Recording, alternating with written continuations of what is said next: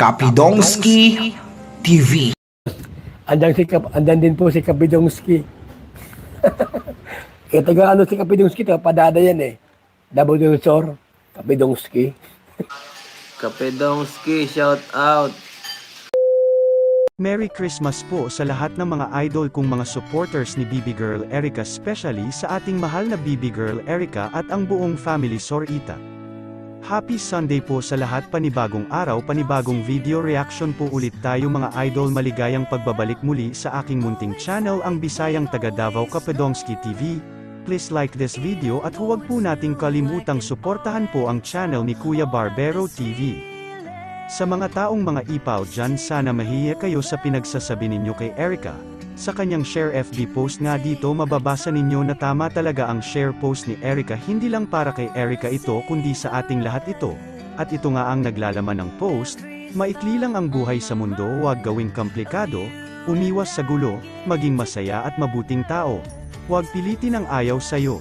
Sa mga bashers dyan, hindi pa kayo natatakot na maikli lang ang buhay. So, meaning huwag kayong mga ipal dahil malapit na kayong mamatay, hahaha, kaya huwag palaging puot ang nasa inyong puso at isipan dahil kapag kayo mamatay hindi kayo tanggapin ni Lord dahil hindi malinis ang konsensya ninyo, hahaha. At ito pa, mas lalong palong-palo ang post na ito dahil sa huli ay sinabing huwag pilitin ang ayaw sayo. So meaning huwag kayong manggialam ng ibang buhay, unahin nyo muna ang inyong sarili at linisin at labhan at gumamit ng Ariel para maging maputi at maging malinis ang inyong mga budi.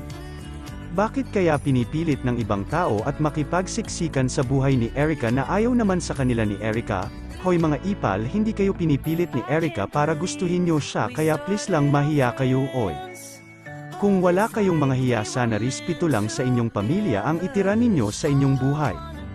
Kahit sana ngayong darating na Pasko, sana maging masaya sana kayo at walang inaapakan na tao.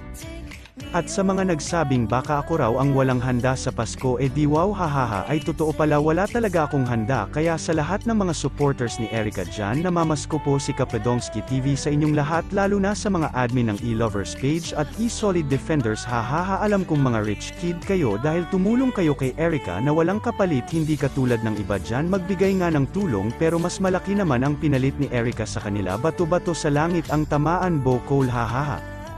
Once again, mali pa yung Pasko sa atong tanan. Shout out sa mga admin ng E-Lovers at E-Solid Defenders, namamasko po, hahaha.